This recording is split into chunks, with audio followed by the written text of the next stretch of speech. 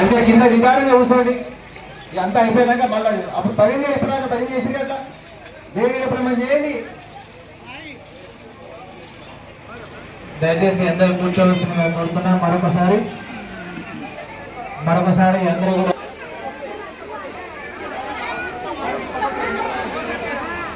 వచ్చిన భక్తులందరూ కూడా దయచేసి కూర్చుందమ్మా. కొంచెం అడగండి. మళ్ళీ శిక్ష గారు బాటలో వెళ్ళేస్తుంది.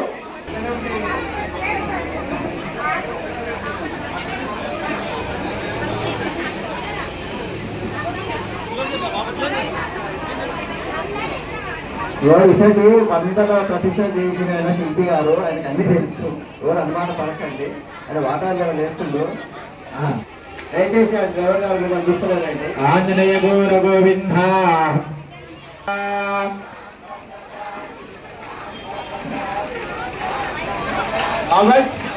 గట్టిగా సాంబ సదా శివ సాంబ సదా శివ